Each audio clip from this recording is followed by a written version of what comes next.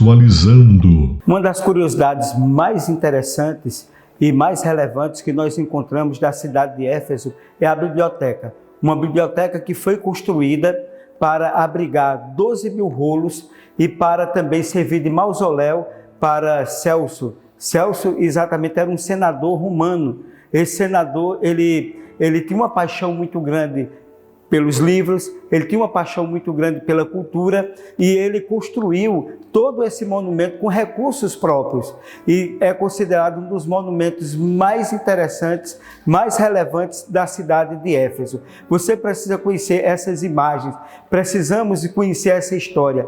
Essa semana nós comemoramos o Dia do Escritor. Você imagine o que era ser um escritor naquela época, para alocar em rolos, em pergaminhos, né, como ali naquela brilhante biblioteca, tantos rolos que eram os livros que existiam na época. E nós gostaríamos de dizer a você a importância que essa biblioteca ela existiu no passado. Infelizmente, no segundo século depois de Cristo, essa biblioteca ela passou por uma grande destruição e essa destruição envolveu um incêndio, que a maioria desses rolos que existiam lá, que poderia servir de pesquisa para que nós conhecêssemos muitas coisas do passado, foi destruído. E essa cidade de Éfeso hoje está apenas às ruínas. A biblioteca também, mas vale a pena conferir as imagens dessa cidade. Estamos estudando esse trimestre a carta de Paulo aos Efésios. E exatamente neste sábado nós iremos estudar sobre a cruz, sobre a representatividade daquilo que Cristo fez, a importância da cruz de Cristo para a salvação do ser humano. Eu convido você para ler essa epístola, para conhecer e desvendar os mistérios que nós encontramos no passado, mas os mistérios que foram revelados na palavra de Deus. Vem comigo e hoje com o professor Ivan Bin Requena, mais uma vez para tratar de um tema tão importante e relevante.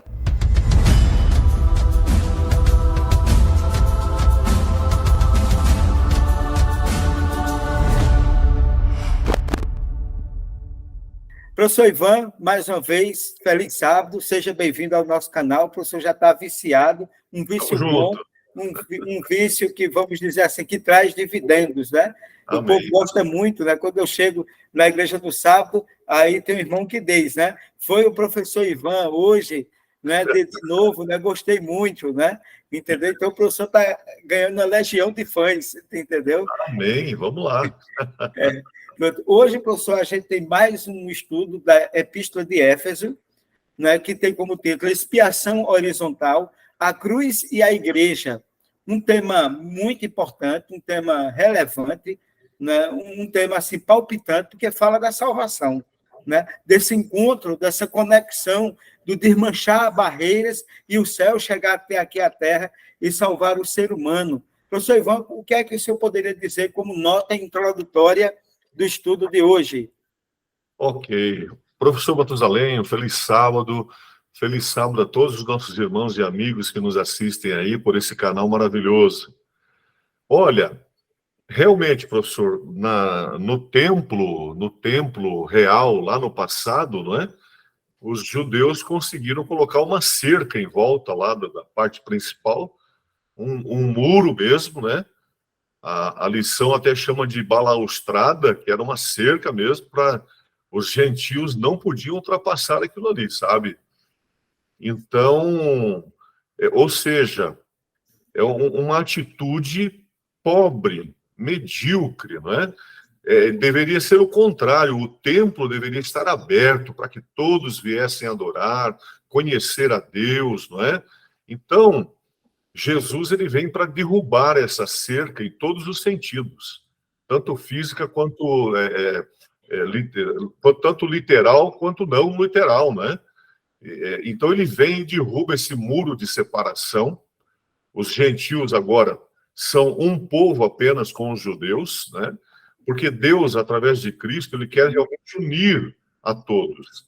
Ele quer uma ligação plena das pessoas entre si e de todas essas pessoas com ele lá no céu, né? Então, nesse novo templo que é Jesus, todos são bem-vindos, não tem cerca nenhuma, não é? Então, a cruz é o instrumento principal desse elo, não é? A haste vertical da cruz liga Deus ao homem, e a haste horizontal da cruz liga o homem ao homem, ou seja, todos um no templo de Deus. Muito bem, professor.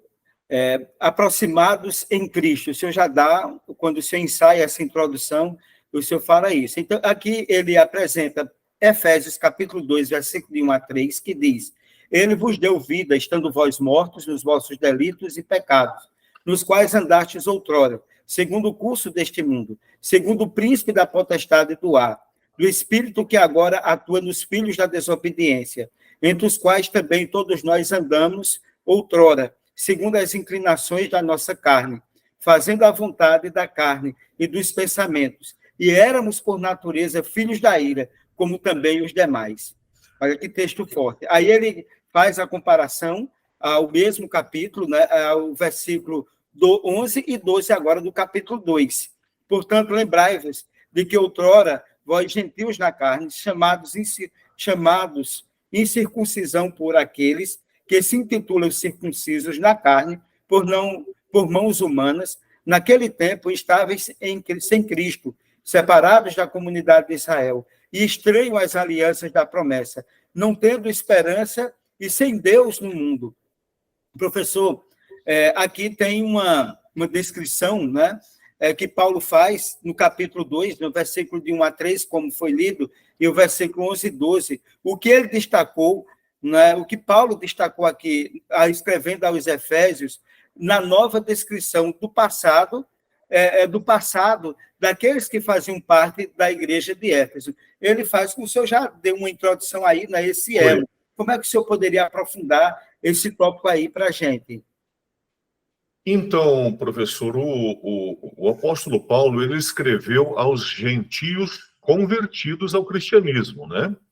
Então, ele está dizendo aí claramente, olha, vocês estavam longe, vocês estavam mortos nas suas transgressões, vocês estavam condenados, né?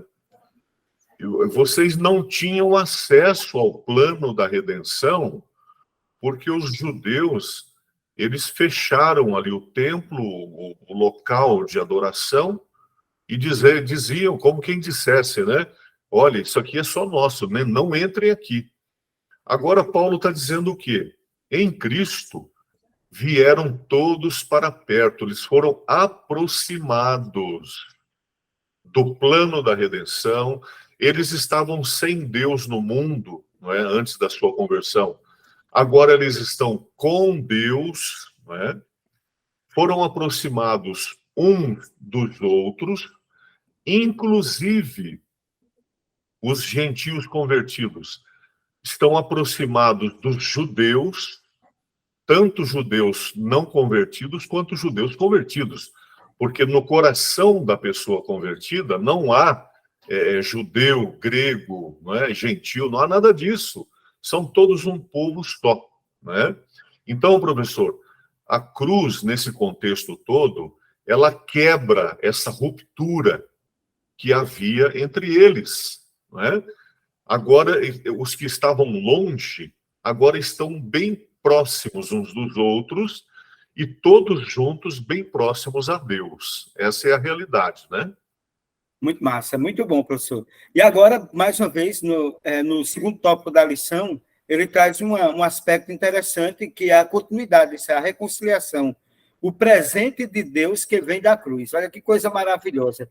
A gente recebeu um presente, né? E esse presente veio da cruz, né? E então, como Paulo descreveu a cruz, o impacto da obra de Cristo, como você, professor, resumiria o que ele disse sobre a cruz? De que modo ela muda o nosso relacionamento? Certo. Bom, realmente é um presente, né? A reconciliação.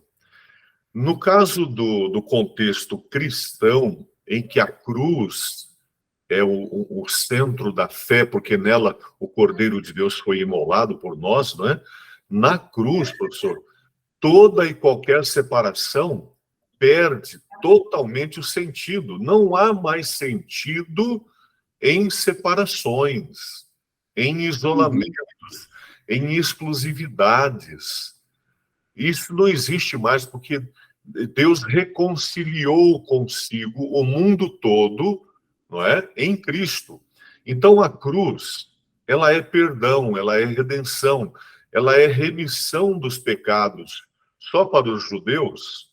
Claro que não. Para todos os povos, não é? A cruz, ela vem a ser um elemento de conciliação ou de reconciliação, porque na realidade, desde quando Adão e Eva pecaram, eles mesmos, o próprio casal, já se dividiu ali no momento, lá no meio das árvores, não foi? Ela me enganou, ela me fez eu comer, eu comi o fruto, a serpente me enganou. Separação, né? Isso perdurou por 4.000 anos aproximadamente, quando Jesus vem e derruba todas essas separações, esses isolamentos, né? O que acontece? Se o gentio e o judeu vêm ao pé da cruz e aceitam a Cristo, eles não estão mais separados. Eles são um só corpo. Os relacionamentos quebrados, não é? Que houve desde o jardim, eles foram resolvidos agora. Então, professor, a inimizade, não é? Que é do grego lá, ektarran, essa inimizade ela foi destruída, ela foi aniquilada. Reconciliação é a palavra de ordem. Muito bom. E agora, no terceiro tópico, professor, da lição, ele fala sobre parede, né? Derrubando a parede da separação. E aqui em Efésios, capítulo 2, versículo 14 e 15, diz o seguinte: porque ele é a nossa paz, o qual de ambos fez um, e tendo derribado a parede da separação que estava no meio, a inimizade, aboliu na carne a lei dos mandamentos, na forma de ordenança, para que de dois criasse em si mesmo um novo homem, fazendo a paz. E aí, professor, que parede é essa de separação que está sendo colocado aqui no texto, né, da carta de Paulo aos Efésios? Então, é justamente esse contexto, sabe? O povo judeu da época, ele havia tornado a lei das ordenanças, as leis cerimoniais, eles tornaram isso o seu Deus. A lei estava acima do próprio Deus, porque eles se apegavam à lei de uma forma tão radical que aquilo era o Deus deles, não é? Tanto é que o próprio Senhor disse para eles: olha, vocês me honram com seus lábios, mas o seu coração está longe de mim. Olha isso. Então, professor, essa lei cerimonial, ela foi anulada. Jesus não anulou a lei moral, ele anulou a lei cerimonial. Por quê? Porque ele mesmo era o cumprimento dessa lei, não é? Então, ele cumpriu rigorosamente como sendo o antítipo daquela lei toda que Moisés escreveu, não é? Então, agora, esse senso de exclusividade do povo judeu na época, ele perdeu todo o sentido. Jesus estava dizendo: olha, vocês estão totalmente errados com essa deificação da lei, porque vocês tornaram a lei cerimonial um muro de separação. É o contrário, eu trouxe vocês para cá, tirei vocês do Egito, para vocês converterem todos os povos, para vocês serem luz para os povos. Agora vocês se fecharam, não é? Dentro desse rigor exclusivista da lei cerimonial. E Jesus, graças a Deus, derrubou essa parede de separação. Maravilha, né? Agora não tem mais parede, né? E aqui, professor, uma das partes belíssimas da lição, né? Que traz Jesus, o pregador da paz. né, em Efésios capítulo 2, versículo 17 e 18, assim nos diz a palavra de Deus. E vindo, evangelizou paz a vós outros que estáveis longe, e paz também aos que estavam perto, porque por ele, ambos, temos acesso ao Pai em um Espírito. E aí, professor, como Paulo resumiu o ministério de Cristo, achei um coração da lição essa parte aqui, né, da lição. Verdade, a sua escolha foi corretíssima, não é? Porque aqui é o ápice do tema. Veja bem, professor, o mundo está separado de Deus. Tá, isso já é gravíssimo, né?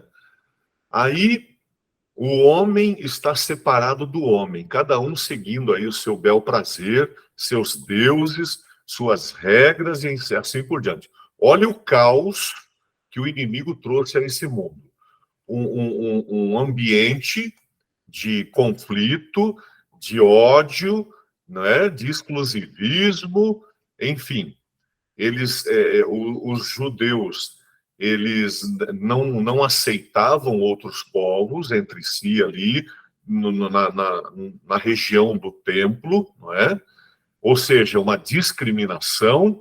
Olha quantos adjetivos negativos, né? Aí chega Jesus, não é?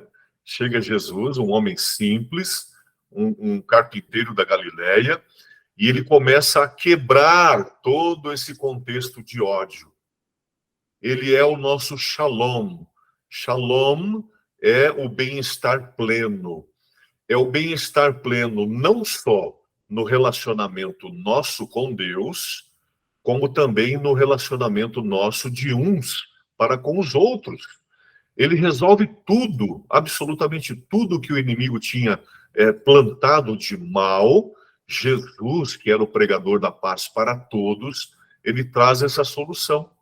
Então, os gentios, que eram de longe, e os judeus, que eram de perto, agora são todos um só. Não há mais distanciamento. Jesus, ele nos dá o acesso ao Pai. Olha aí, a haste vertical da cruz. Paz com Deus. E ele nos dá novamente união com os próximos, com o próximo. Olha aí a haste horizontal da cruz, não é? Então, paz para com Deus e paz para com os homens. Que solução maior poderia haver? Não há outra solução. Não havia paz para com Deus e não havia paz uns entre os outros. Jesus soluciona isso. E ele diz, né? Eu vos deixo a minha paz, para que em mim tenhais paz. Num outro momento ele diz que a paz esteja com vocês. Não é verdade? Então, meu amigo, só pode dar certo nós vestirmos a armadura da verdade, só pode dar certo nós vestirmos a couraça da justiça e calçarmos os pés com o evangelho da paz. Não tem como dar errado, não é verdade? Verdade, muito bem, professor. A igreja, um templo sagrado, né? Aqui, né, que conjunto culminante de imagens Paulo usou ali em Efésios capítulo 2, do versículo 11 até o 22, para assinalar a unidade entre os gentios e a igreja. A gente nota, né, que a lição hoje ela está falando sempre nessa parte da unidade, né? Hoje o mundo está quebrado, né? As famílias estão cada vez mais quebradas, né? As igrejas estão cada vez mais se dividindo, né? As pessoas estão se desagregando e Jesus ele tem aqui uma perspectiva agregadora, né, pastor Ivan? Então, aqui, né, que conjunto culminante de imagens Paulo usou em Efésios 2 para assinalar essa unidade, né, que ele quer que exista, né, entre judeus e gentios. Certo.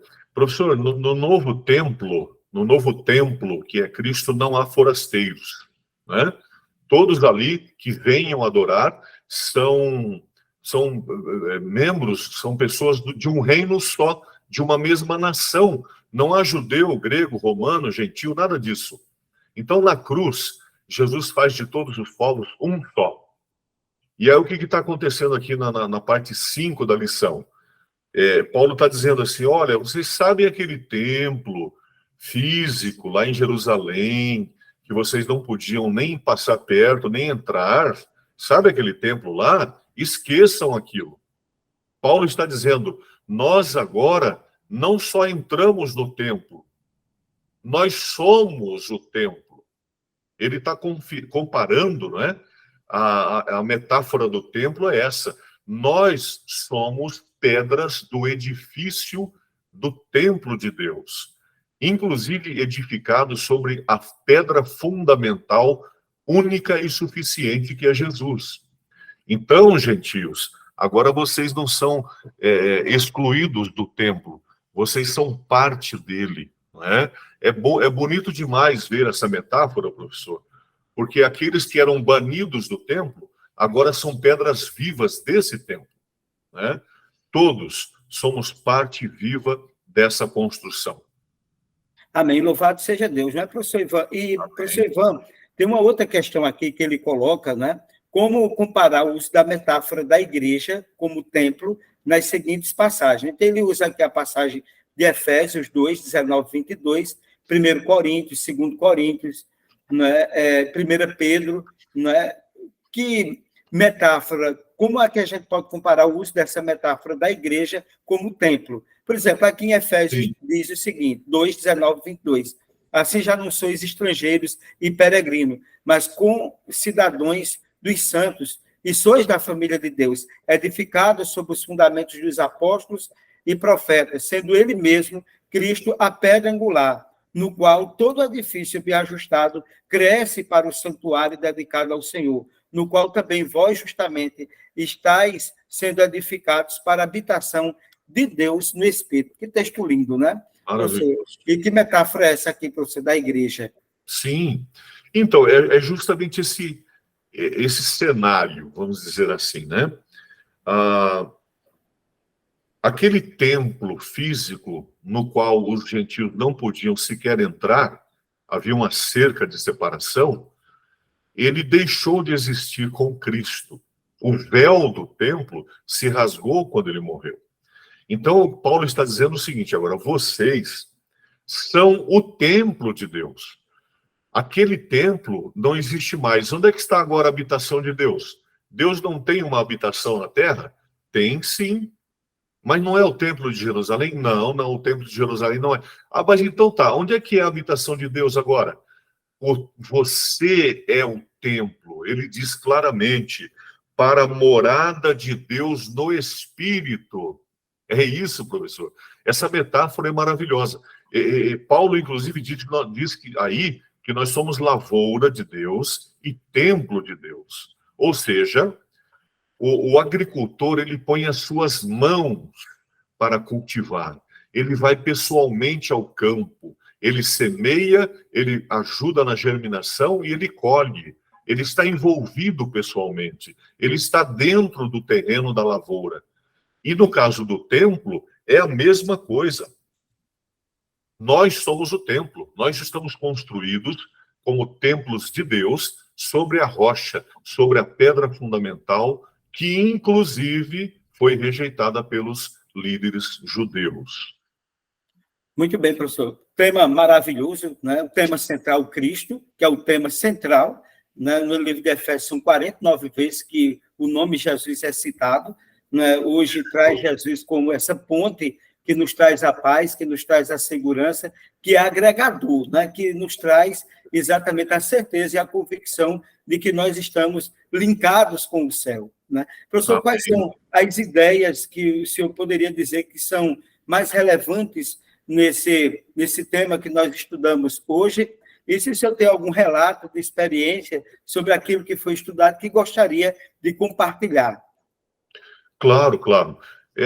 Veja, professor, Deus mesmo disse assim, a minha casa será chamada casa de oração para um povo, dois povos? Não, todos os povos. Então, todos podem vir, todos podem entrar, todos podem habitar na presença do Senhor. E Jesus disse na sua oração, Pai, para que eles sejam um, como tu e eu somos um. Esse é o ponto de enaltecimento da mensagem de Paulo aos Efésios, né? Ou seja, unidade plena e absoluta no Senhor. Sem barreiras de separação, somos todos um, certo? E, professor, a gente tem feito um trabalho já, graças a Deus, há muitos anos, muitas décadas, né? Já trabalhamos, inclusive, ministrando a palavra de Deus na obra bíblica. Eu me lembro de experiências como um senhor de certa idade, muito embriagado, ele bebia muito, e ainda assim era surdo, ele perdeu a audição num acidente. E nós ministramos o curso bíblico, a Bíblia fala, completinho para ele. Maravilha. Sim, era muito difícil porque tinha que escrever e às vezes ele estava embriagado. Não ouvia e um pouco embriagado naquele momento do estudo. Mas mesmo assim, ele fez todas as lições, foi convertido e creio eu que deva ter falecido já, porque isso faz mais de 30 anos. Mas, enfim, era um senhor de cor, surdo, embriagado e de uma classe social bem simples e humilde. Ou seja, ele não estava separado, não, pelo meio social, estava marginalizado, mas Deus o alcançou e o trouxe para dentro do seu templo. Graças a Deus por isso. Louvado seja Deus por sua experiência maravilhosa, não é? Amém. A palavra de Deus transforma, né? Aquilo que Cristo fez está revelado na cruz, nos dá a segurança e a convicção de que nós fazemos parte do maior plano, como abordou a lição da semana passada, né? O maior plano que já foi estabelecido para salvar o ser humano, o plano da redenção, né? Então, professor, muito obrigado mais uma vez. Gostaria de pedir ao professor que fizesse a oração final aí para abençoar os nossos queridos e amados ouvintes. Amém. Vamos orar. Pai de amor, muito obrigado, meu Deus, pelo dom da reconciliação em Cristo Jesus. Nós estávamos longe, mas o Senhor nos aproximou. O Senhor veio até nós na pessoa de Jesus e nos trouxe carinhosa e amoravelmente para dentro do seu templo. Que possamos representá-lo à altura, sermos templos vivos do Senhor neste mundo, em nome de Jesus. Amém. Amém, amém. Professor, muito obrigado. E a você, ouvinte, que está em casa, um feliz sábado. Que Deus continue lhe abençoando sempre. Compartilhe o canal, dê um like, se inscreva no canal e que Deus continue nos abençoando sempre. E gostaria de dizer a você que no próximo sábado estaremos juntos mais uma vez. E que Deus abençoe a você, sua casa, sua família, e seu trabalho, a sua saúde, a sua vizinhança. Até o próximo sábado, se Deus assim o permitir.